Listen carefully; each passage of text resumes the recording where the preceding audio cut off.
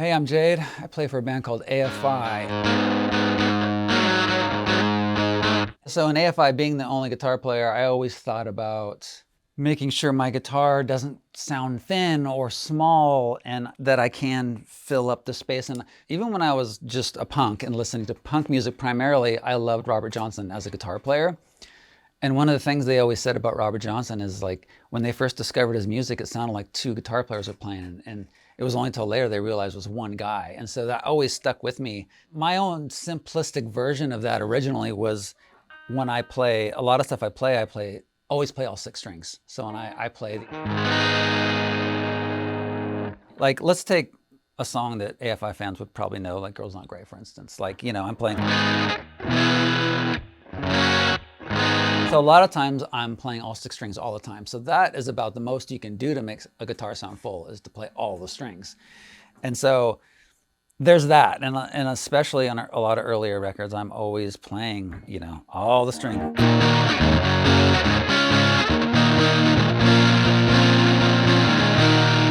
And so you can, already it's a lot thicker than being like playing power chords or something. And the other thing is, for instance, in Girls Not Grey, when I'm playing the verse, I'm playing. So I'm using that pedal tone on the open A string. So instead of just going,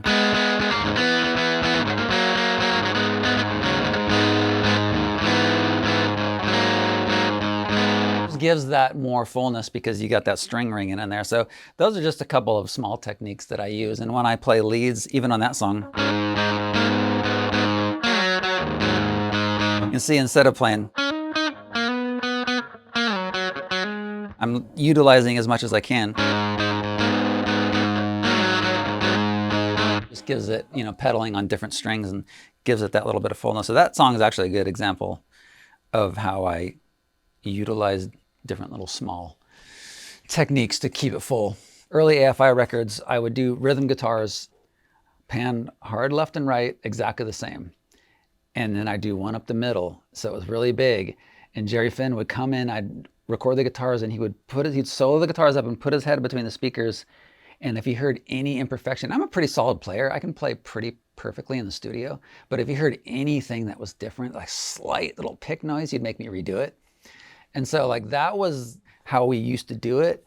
And now I'm like, I heard Jack White say something one time, which I don't totally agree with, but it also kind of made me think about it a little different, where he's like, why would you have two guitars playing the exact same thing on a song? And I thought, you know, like that's kind of true. It has its place because it makes something sound really big. But I kind of got out of that big mindset where every chorus is like huge guitar, wall of guitar. And so now, like if you're listening to Behind the Clock on, you can hear guitars, this guitar is going like that, and this guitar is doing this. They're kind of the same, but they're not exactly the same. One guitar is doing a little different thing over here, which I kind of got more into that as time has went on.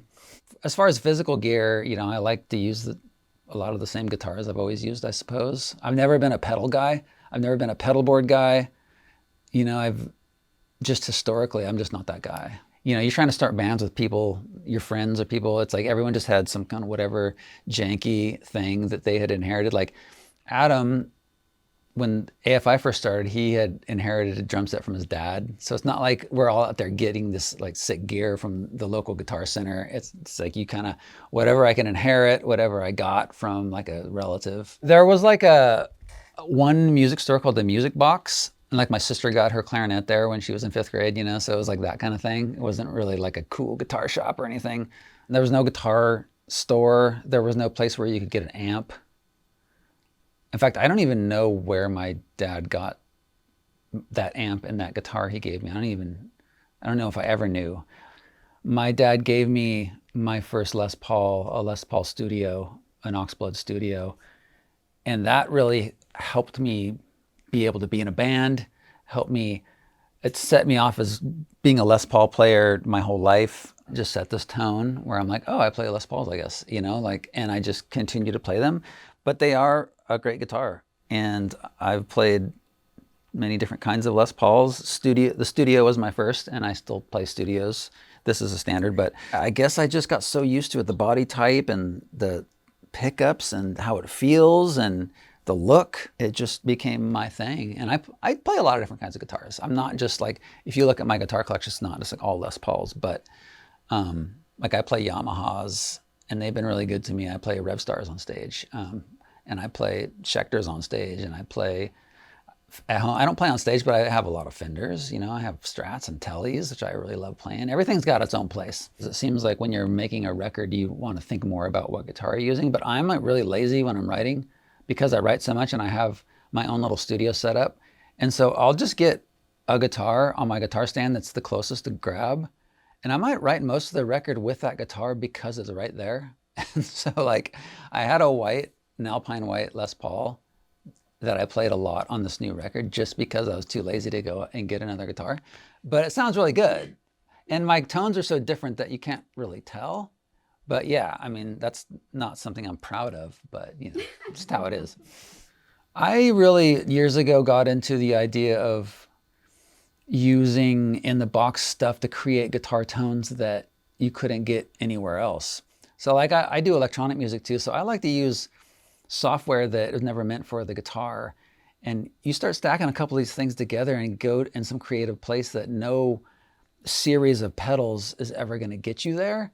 And so to me, that's, having played guitar for so long now, that is more creative and more of an artistic expression than just being like, how many of these boss pedals can I chain together to try to get a tone, you know? So I'm more like into sound design when it comes to guitar now.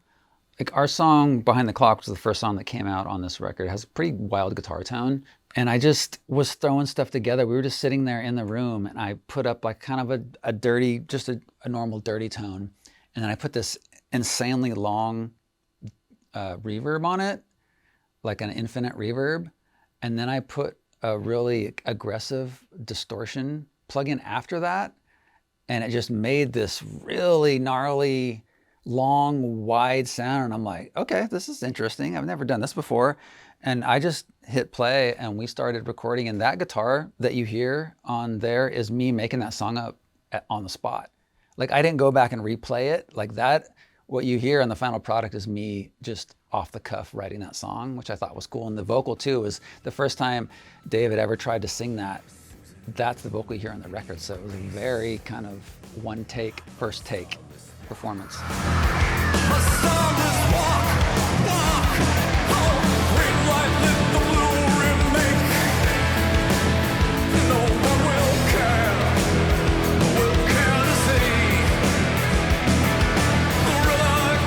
I've never been a guy that sat in my room practicing scales, and you know, probably to my detriment, I could probably be a lot better guitar player if I had, but it just was never interesting to me. And I never obsessed or idolized guitar god type people, besides maybe like a Hendrix or, you know, maybe a Van Halen. But I appreciate people like Steve Vai and Satriani, and then even the newer versions of those guys.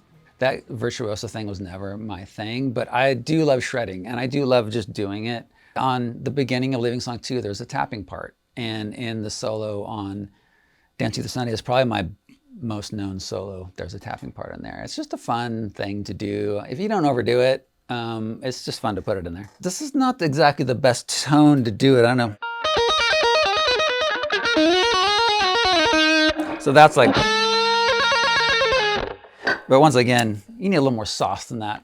I'm still trying to figure out what configuration I want to use on stage because Adam gets like really drowned out if my guitar is too loud next to him because those cabs are right next to him. I have an FR cab, and I have a Marshall cab. Even when I'm using tube amps with a cab, a lot of that sound is DI because just for the front of house guy, having the mic'd up amp, that sound isn't always the most conducive to what he needs out there. I'm trying to figure out the Helix, like what the best configuration. I have, you know, just straight out front of house from the Helix, which is, you know, a DI essentially. Right. So yeah, a little bit of everything. As this tour goes on, I'm gonna try to figure out what I like best. I don't have like a floor up there with me. I have a RJM foot controller that controls everything. I control Ableton because I have some patches in there. That's why I built the rig myself, because I want to be able to go through my laptop and use all those cool patches that I made when I'm making this record, but I want to also just have clean and dirty. And so, and I've got real pedals in there too. Like I have like 7 different pedals in there. So It was fun to do it because I've never built a rig before, so it was fun to just do it myself.